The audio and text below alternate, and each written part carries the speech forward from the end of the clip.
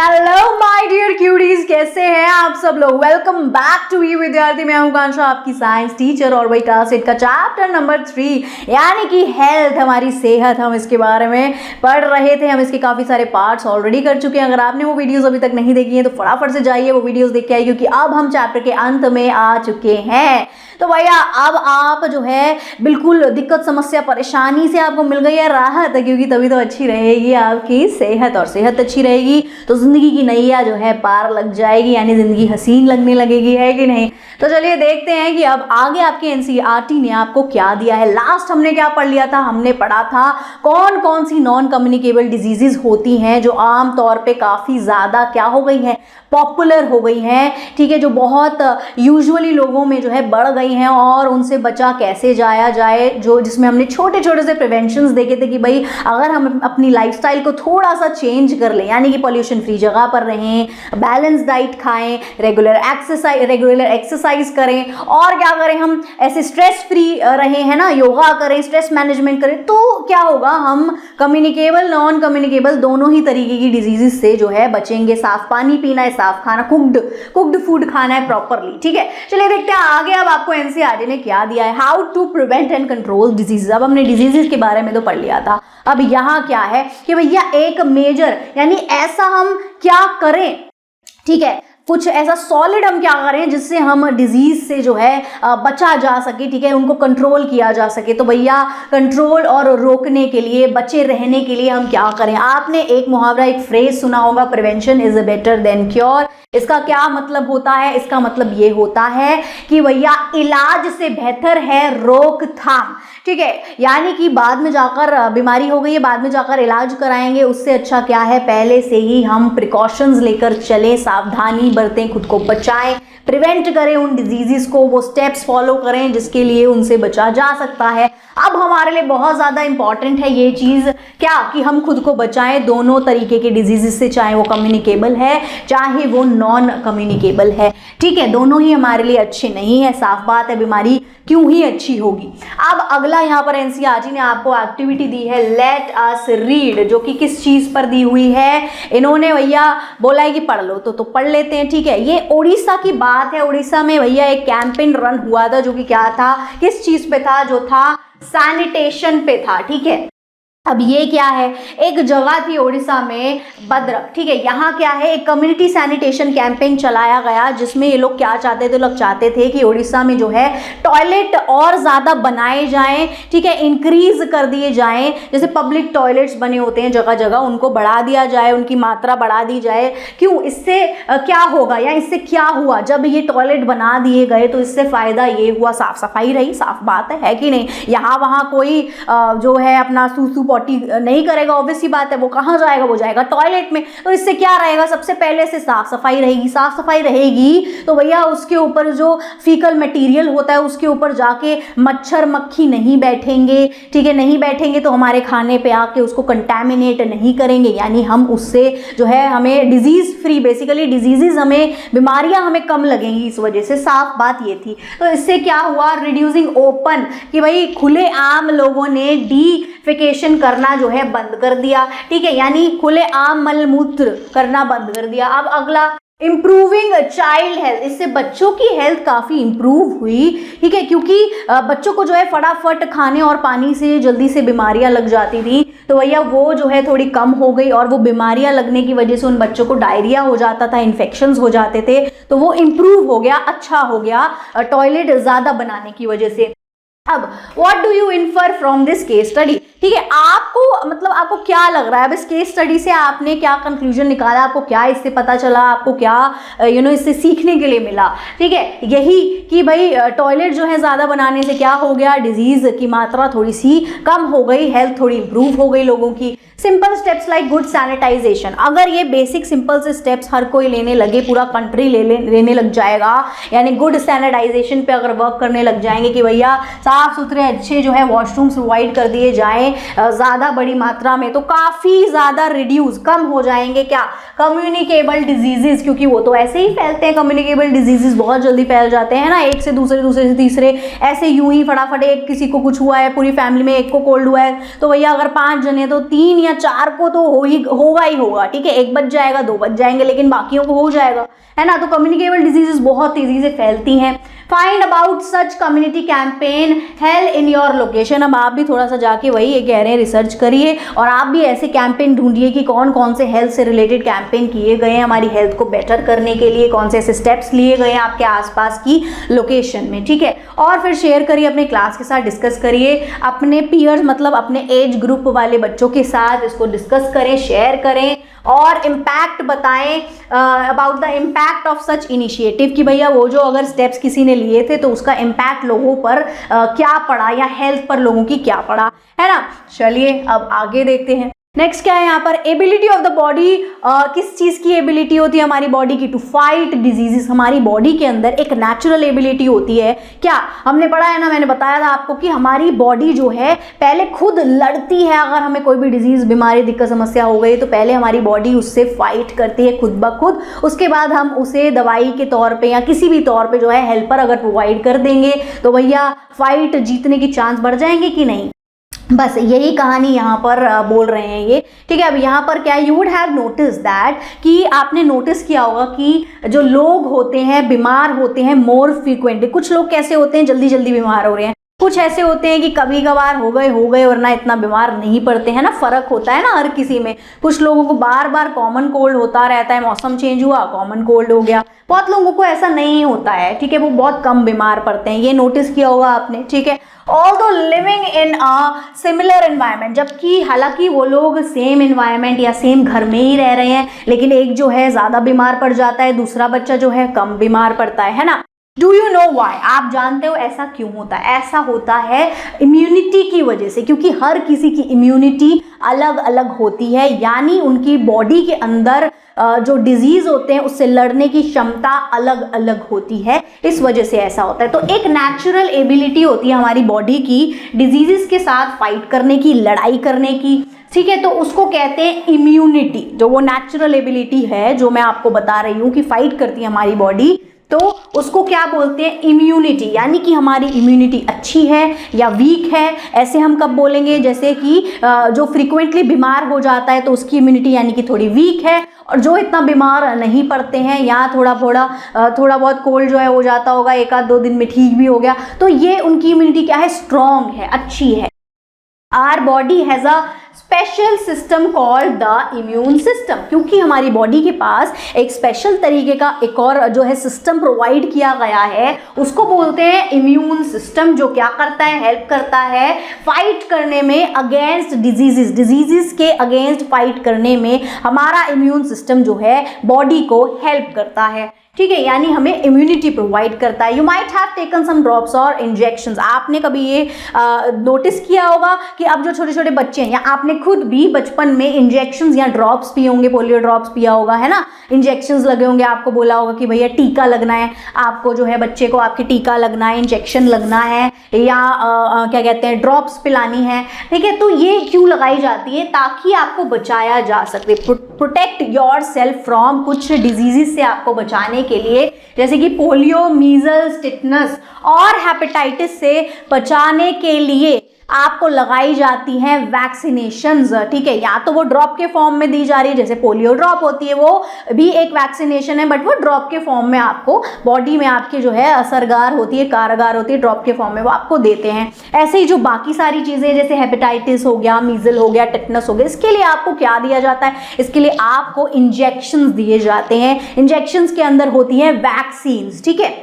सो ये क्या होती है, इनको कहते हैं vaccines that help prevent serious infection. तो जब आपको पहले से ही वैक्सीन दे दी गई है तो आपकी बॉडी जो है लड़ेगी, ठीक है, प्रिवेंशन कर दिया गया है, हेल्प कर दिया है आपको। अब इस चीज़ में वैक्सीन आपको हेल्प करती है किस चीज़ के लिए, कि आपको सीरियस तरीके का इन्फेक्शन जो है ना लगे, जो कि किससे फैलता है, बाय वायरस या फिर किसी तरह के बैक्टीरिया से, ठीक है। जैसे हेपेटाइटिस है वो वायरस से फैलता है ना। तो बस वही बात है कि कुछ डिजीज़ हमें वायरस से होते हैं, कुछ हमें बैक्टीरिया से होते हैं, उसी के लिए वैक्सीन बनाई गई हैं, ठीक है, कि हमारी बॉडी में अगर वो कभी आ भी गया है वायरस या बैक्टीरिया तो हमारी बॉडी पहले उससे लड़ती है क्योंकि हमने उसको वैक्सीन दे दिया है। तो जो वैक्सीन होती है उसके अंदर क्या डाल दिया जाता है, उसके अंदर ऐसे एक्स्ट्रा एजेंट्स डाल दिए जाते हैं, ठीक है। कोई पैथोजन ही होते हैं, मान लो वो मतलब अलग अलग तरीके की जो है वैक्सीन्स होती हैं, वेराइटीज़ होती हैं, डिपेंड करता है कि कैसे डिजीज़ है और उस पर क्या वर्क करता है। फॉर एन एग्जाम्पल ऐसा पैथोजन डाल दिया गया है जो भैया अब आपकी बॉडी में आ गया है और इनएक्टिवेट फॉर्म में बैठ गया है। अब जैसे ही आपको वो जो डिजीज़ लगेगी, यानी वो वाला वायरस आएगा जो बीमारी फैलाने वाला होगा, ठीक है, तो पहले से जो इनएक्टिवेट फॉर्म में वैक्सीन लगा हुआ है वो एक्टिवेट हो जाएगा कि अरे ये तो वही आ गया जिसके लिए हमको डाला गया, तो भैया लड़ाई करनी है, इनको तो मार भगाना है, ठीक है। तो वैक्सीन से आप बच पाओगे, लड़ने की जो क्षमता है वो बॉडी की अच्छी हो जाएगी, बेटर हो जाएगी, है ना। अब अगर आपको कोई दिक्कत समस्या परेशानी पढ़ाई लिखाई में आती है तो भैया एक ही समाधान है, ई विद्यार्थी देता है आपको मुफ्त एकदम फ्री डाउनलोड। आपको जो भी चाहिए फटाफट से जाके डाउनलोड कर लीजिए, लेकिन वीडियो पूरी देखने के बाद। चलिए आगे देखते हैं। अब यहाँ पर जो वैक्सीन्स होती हैं, ट्रेनिंग, इनका काम क्या होता है, ये क्या करती हैं, ये बॉडी के अंदर जाती हैं, ये आपके इम्यून सिस्टम को ट्रेनिंग देती हैं कि देखो ये वाले एजेंट के बारे में, जो वायरस या बैक्टीरिया है जो बीमारी फैला रहा है, फलानी बीमारी, कोई भी बीमारी फैला रहा है, उसके लिए मैं आपकी बॉडी में आया हूँ। और अब अगर वो कभी भी हमारी इस बॉडी में जो है आ जाएगी, एंटर करेगी, तो इस तरीके से हमको मिलजुल कर जो है लड़ाई करनी है, ठीक है। तो ऐसी ये ट्रेनिंग देते हैं। फॉर एन एग्जाम्पल ये आपको समझाने के लिए बताया जा रहा है। ये ट्रेनिंग देते हैं आपके इम्यून सिस्टम को ताकि वो पहचान पाए और लड़ पाए उस हार्मफुल जर्म से, जो इसको क्या कहते हैं इस टर्म के लिए, मतलब जब वैक्सीन आपको दे दी गई है, एक तो अभी हमने पीछे पढ़ा कि हमारे बॉडी में एक नेचुरल इम्यूनिटी होती है खुद से बीमारियों से लड़ने की, तो वो तो नॉर्मल वो हो गया इम्यूनिटी, ठीक है। अब अगर मैंने वैक्सीन लगवा लिया है तो मेरे पास कुछ एक्स्ट्रा आ गया, तो यानी मैंने बाहर से कुछ एक्वायर कर लिया, तो इसको बोलते हैं एक्वायर्ड इम्यूनिटी, ठीक है। जो इम्यूनिटी मैंने ली है, गेन करी है, बाहर से ली है, इसको कहते हैं एक्वायर्ड इम्यूनिटी। जो हमें वैक्सीन से आती है इम्यूनिटी उसको कहते हैं acquired immunity. They are made from weakened, dead और हार्मलेस पैथोजन। अब क्या होता है, ये हमें कैसे मिलती है, मैंने क्या बताया, हमारे बॉडी में वैक्सीन जो होती है उसके अंदर होता क्या है, वैक्सीन में होगा कोई भी पैथोजन, या तो अभी वो वीक फॉर्म में हमारे बॉडी में डाला जाएगा, या डेड फॉर्म में हमारी बॉडी में डाला जाएगा, या वो हमारे लिए एक हार्मलेस पैथोजन होगा अगर अलाइव डाल रहे हैं तो, ठीक है। तो उनका काम यही है कि बाद में हमारे पास बॉडी में जो बैक्टीरिया, वायरस, जो डिजीज़ वाले आएंगे तो ये इनके पास कुछ ऐसी एबिलिटीज़ होती हैं कि ये उनको लड़के मार भगा सकते हैं, ठीक है। तो इसलिए इनको डाला जाता है, यानी ये उनके ऑपोजिट हैं, दुश्मन है। सो और instruct body cells to produce a harmless germ, या तो फिर ये क्या करते हैं, ये कुछ इस तरीके की चीज़ें होती हैं जो हमारे बॉडी में जाने के बाद क्या करेगी, हमारे सेल्स को इंस्ट्रक्ट करेगी, इंस्ट्रक्शन देगी कि चलो भैया अब कुछ हार्मलेस जर्म जो है उसको क्या करो, प्रोड्यूस करो, जर्म कंपोनेंट को प्रोड्यूस करो फॉर इम्यून रिस्पॉन्स, ताकि इम्यून रिस्पॉन्स हो पाए, है ना। मतलब जब इम्यून सिस्टम बाद में जब उसके पास लड़ने का टाइम आए तो वो लड़ पाए, तो पहले से ही ऐसे कंपोनेंट जो है चलो प्रोड्यूस कर दो, ऐसे हमारे बॉडी सेल्स को या तो वैक्सीन जो है बोल देती है, ठीक है, इंस्ट्रक्शन दे देती है, या तो ट्रेनिंग या इंस्ट्रक्शन। अब यहाँ पर फॉर एग्जाम्पल देखो बता रखा है, बहुत बढ़िया ये एग्जाम्पल है, इससे थोड़ा आपको समझ आएगा, ठीक है। कंफ्यूज नहीं होना, बहुत डिटेल भी नहीं पढ़नी है, ठीक है। तो जितना बुक में दिया है उतना ही अभी हमको जो है ध्यान देना है, पढ़ना है। तो यहाँ बहुत बढ़िया एग्जाम्पल दिया है जिससे आपको थोड़ा सा समझ आएगा। मैंने क्या बताया, वैक्सीन्स, वैक्सीनेशन जो होती है काफ़ी सारी टाइप्स की होती है, डिपेंड करता है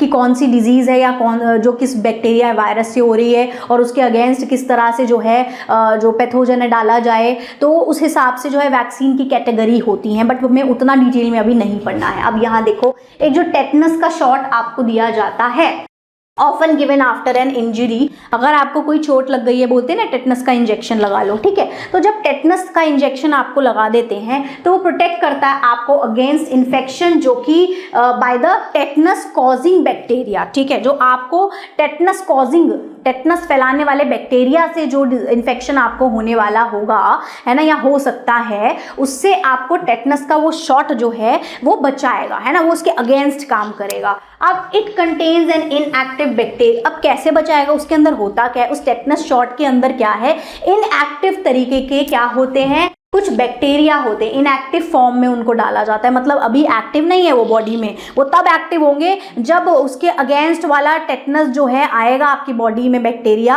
और उसको उससे लड़ना होगा, तब अभी वो सोया हुआ है, अब जैसे ही वो आया दुश्मन अंदर, तो वो जग गए और उन्होंने कहा कि चलो भाई वॉर हो जाए, लड़ाई हो जाए, चालू हो जाए, सब सोए हुए सिपाहियों उठ जाओ, अब फाइट करने का समय आ गया है, कुछ इस तरीके से होता है। So it contain inactive bacterial toxin मतलब उस बैक्टीरिया का बेसिकली टॉक्सिन मतलब जहर मान लो, पॉइजन मान लो, डाला जाता है, ठीक है, इनएक्टिव फॉर्म में, जो हेल्प करता है इम्यून सिस्टम को कि डेवलप कर पाए हमारा immune system protection without causing the disease, बिना किसी डिजीज करे हमारी बॉडी को वो प्रोटेक्ट कर रहा है, हमें अभी कोई उससे हार्म नहीं है, ठीक है। Do you know when the first vaccine was discovered, क्या आपको पता है कि कब पहली वैक्सीन जो है बनाई गई थी, डिस्कवर की गई थी, ठीक है। देखो अब यहाँ पर Edward Jenner and the small pox vaccine, यहाँ से पता चल गया।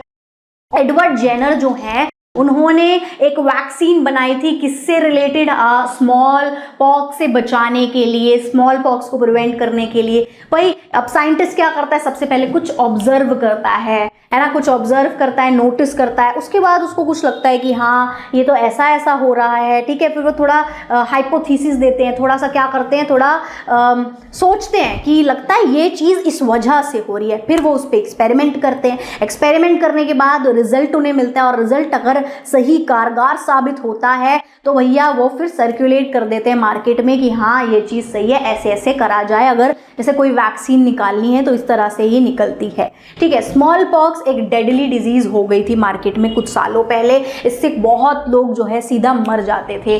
कॉजिंग ब्लिस्टर, इससे क्या होता था, कुछ ब्लिस्टर्स, पस वाले दाने या फोड़े जो है हो जाते थे पूरी बॉडी पे। मिलियंस ऑफ डेथ हो गई हैं स्मॉल पॉक्स की वजह से कई सालों पहले। तो भैया एडवर्ड जेनर ने जो है क्या किया, इस पे ध्यान दिया, डिस्कवरी करी उसने, लेट 70s से चालू कर दी थी कि उसने ये देखा कि जो काउ पॉक्स का इन्फेक्शन होता है, यानी जो काऊ में होता है उसे कहते हैं काउ पॉक्स, उसमें भी काउ को वही सेम छोटे छोटे से पॉक्स हो जाते हैं। तो काउ पॉक्स का जो इन्फेक्शन होता है उसने क्या देखा, उससे बचा जा सकता है स्मॉल पॉक्स से। इसका क्या मतलब है कि जिनको काउ पॉक्स हो, अब जो लोग हैं जो काउ वगैरह के साथ रहते हैं, डेयरी फार्म में रहते हैं, उनको काउ पॉक्स हो जाएंगे काउ से, खुद को भी, ठीक है। अब जब उनको अगर काउ पॉक्स हो गए तो देखा ये गया कि उनको बाद में स्मॉल पॉक्स नहीं हो रहे, यानी कि काउ पॉक्स हो जाने के बाद उनकी बॉडी में काउ पॉक्स के ऐसे क्या कहते हैं, कुछ ऐसा क्रिएट हो गया, यानी काउ पॉक्स जो है फाइटर हो गए किस चीज के लिए, कि अब स्मॉल पॉक्स नहीं आ सकते, मतलब दुश्मन है लगता है वो दोनों। तो भैया काउ पॉक्स अगर बॉडी में आपके हो चुका है एक बार, तो स्मॉल पॉक्स बॉडी में एंटर होगा भी, तो काउ अब आपकी बॉडी के पास फाइटिंग इम्यूनिटी है, वो लड़के जो है स्मॉल पॉक्स को भगा देगा, हिम्मत हो, है ना। तो ये देखा गया, ये किसने देखा, ये देखा भैया एडवर्ड जेनर ने। अब this led to the development, इसकी वजह से ही पहली वैक्सीन जो है डेवलप हुई, जिससे लोगों को बचाया जा सका स्मॉल पॉक्स से, है ना। और फिर क्या, फिर उसके बाद स्मॉल पॉक्स होना बहुत ज़्यादा कम होता चला गया, लॉन्ग बिफोर मॉडर्न वैक्सीन, ठीक है। मॉडर्न वैक्सीन आ गई हैं अब तो, अगर हम बात करें सालों पहले की, ठीक है, तो सालों पहले India had a traditional method, India के पास एक ट्रेडिशनल मेथड था, ठीक है, एक पुराना मेथड था, क्या था, कॉल्ड वेरियोलेशन, ठीक है। वेरियोलेशन इसको कहते थे, to protect against small pox. इसमें क्या होता था, ठीक है, स्मॉल पॉक्स से बचाने के लिए लोग पहले वैक्सीनेशन नहीं, वेरियोलेशन करते थे। वेरियोलेशन क्या था, it involve using material from a small pox सोर। अब क्या होता था, स्मॉल पॉक्स का जो सोर मतलब घाव होता है, वो जो उसकी पस होती है, लिक्विड होता है, उसको निकाल लिया, ठीक है। किसी को स्मॉल पॉक्स हो रखा था, अब वो जाने लग गया है, धीरे धीरे थोड़ा बहुत रह गया है, तो यानी इनएक्टिव हो गया है, तो वो जो घाव है उसमें से पस को निकाल लिया, ठीक है। अब क्या किया, दूसरे जो हेल्दी पर्सन है उसके स्किन को जो है स्क्रैच करा और उसके अंदर डाल दिया ये स्मॉल पॉक्स का जो घाव, जो वो फ्लूइड लिक्विड लिया था उसको, उस पस को उस दूसरे हेल्दी पर्सन के अंदर डाल दिया गया, उसकी स्किन को स्क्रैच करके। अब क्या हुआ, उससे हुआ उसको थोड़ा सा माइल्ड इन्फेक्शन हुआ, थोड़ा फीवर वीवर हुआ, लेकिन फिर बाद में उससे पूरा स्मॉल पॉक्स नहीं हुआ, बस बस थोड़ा बहुत फीवर वीवर आके ठीक हो गया, यानी उसकी बॉडी में इम्यूनिटी बिल्ड हो गई इससे, ठीक है, इम्यूनिटी बिल्ड हो गई। People who perform this practice were known as टीकेदार्स। तो ये किया जाता था और जो लोग ये करते थे उनको बोलते थे टीकादार्स, ठीक है। अब आगे देखते हैं एनसीईआरटी ने और आगे क्या दिया हुआ है। यहाँ पर देखो, think like a scientist, scientist की तरह सोचने की बात आ गई अब आपके लिए, तो भैया साइंटिस्ट बन जाओ और सोचना चालू कर दो, ठीक है। तो यहाँ क्या आपको सोचना है, ऑब्जर्वेशन। सबसे पहले साइंटिस्ट क्या करता है, कोई चीज़ देखता है, ऑब्जर्व करता है एक अलग नज़रिए से, है ना, वो वाला नज़रिया आप लाइए।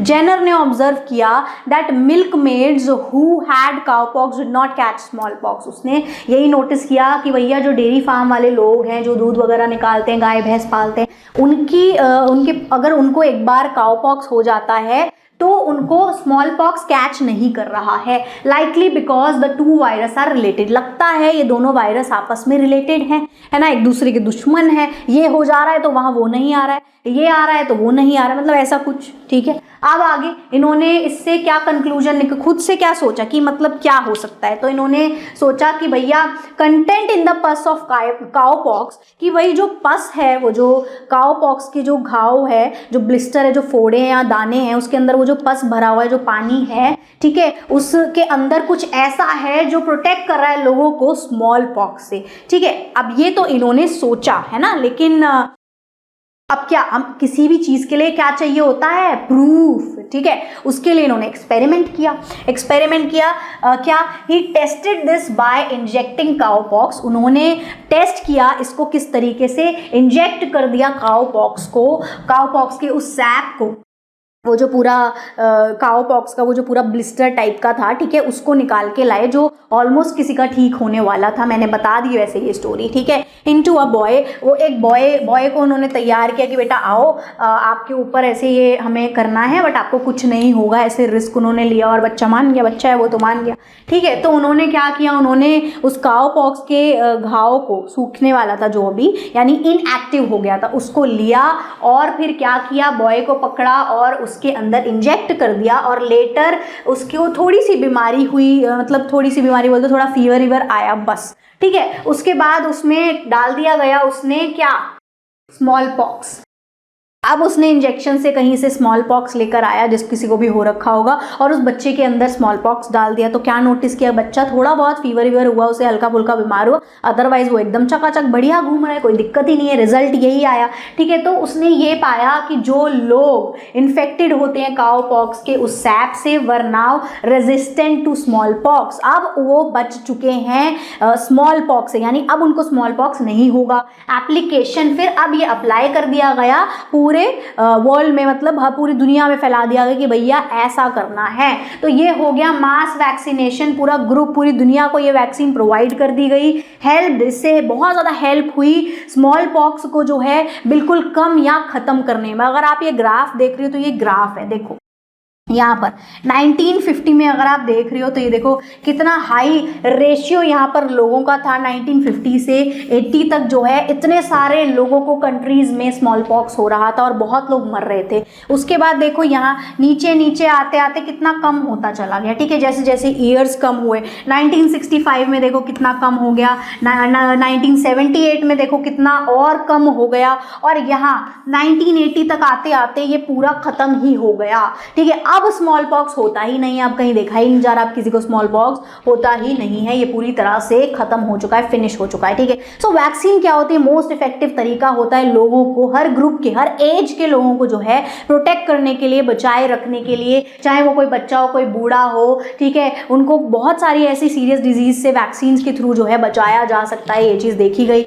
अब ये बोल रहे हैं कि इससे क्या होती है, बीमारी जो है प्रिवेंट हो जाती है, रिड्यूस हो जाता है स्प्रेड ऑफ इन्फेक्शन जो है वो थोड़ा कम फैलने के चांसेस होते हैं। ऐसा नहीं है कि हर किसी को वो चीज़ होगी ही नहीं, हो सकता है कि मान लो 100 लोगों को वैक्सीन लगी, ठीक है, तो 90 लोगों को तो वो होगी ही नहीं। अब 10 लोगों को हो सकता है वो हो गई, 5 उसमें से 4, 5, 6, 7 ठीक हो गए, कोई 1-2 होगा जिसकी मान लो अगर डेथ हो जाए, ठीक है, क्रिटिकल कंडीशन हो जाएगी कुछ। सेव मिलियंस ऑफ लाइफ, इससे क्या होगा, मिलियंस ऑफ लाइफ जो है बच जाएगा। अब देखो वैक्सीन लगी हुई है, अगर कोई कम्युनिकेबल डिजीज है या कुछ ऐसा है, एक से दूसरे को फैलेगा नहीं, एक से दूसरे को फैलेगा नहीं, तो फिर पूरे में पूरी पॉपुलेशन जो है सेफ रहेगी, ठीक है, बची रहेगी।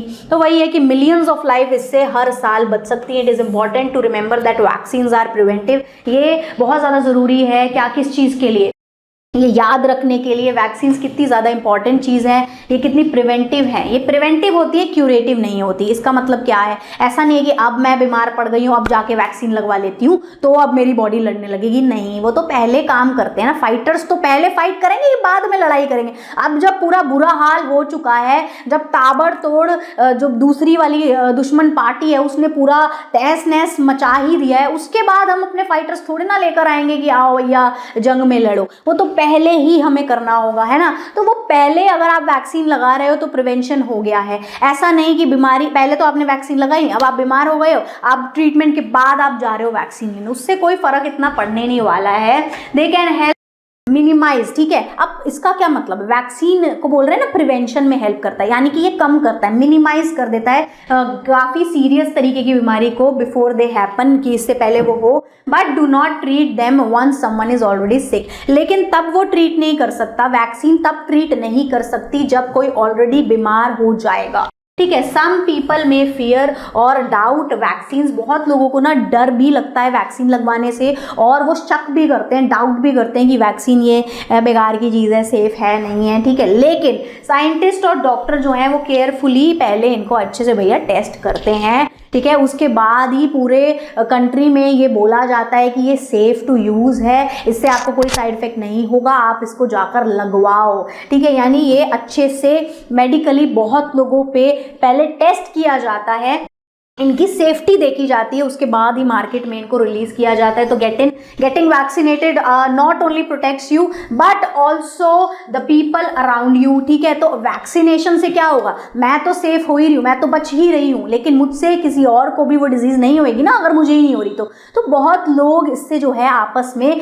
सेफ रह पाएंगे, ठीक है। प्रोटेक्शन मिल रही है बहुत लोगों को। अब क्या है, इंडिया का रोल वैक्सीनेशन में बहुत बढ़िया और बहुत बड़ा हमेशा से रहा है। India one of the largest producer है वैक्सीन को लेकर। वैक्सीन की बात आती है तो भैया इंडियन साइंटिस्ट चालू हो जाते हैं, लग जाते हैं बिल्कुल दिल लगा के कि चलो हम निकालेंगे वैक्सीन, हम करेंगे एक्सपेरिमेंट, हम बताएंगे। और वही जो है इंडिया बहुत ज़्यादा अपनी कंट्री के साथ साथ बाहर भी वैक्सीन्स को क्या करता है, एक्सपोर्ट करता है ना, प्रोवाइड करता है, सप्लाई करता है बहुत सारी कंट्रीज को भी। इंडियन वैक्सीन कंपनीज ने बहुत बढ़िया रोल प्ले तब भी किया था जब कोविड-19 अभी आ गया था। आप लोगों को पता होगा कोविड-19 आ गया था, है ना, पैंडेमिक हो गया था पूरे वर्ल्ड में, जो है कोविड-19 बहुत ज़्यादा फैल गया था, इसके लिए वैक्सीन बनाने की ज़रूरत थी। तो इंडिया ने भी बहुत इसमें बड़ा रोल प्ले किया था और फिर उन वैक्सीन्स को इंडिया में भी सप्लाई किया और इंडिया के बाहर भी सप्लाई किया, ठीक है। इससे पूरे वर्ल्ड को बहुत ज़्यादा हेल्थ में क्या मिला, सपोर्ट मिला। चलिए आगे देखते हैं।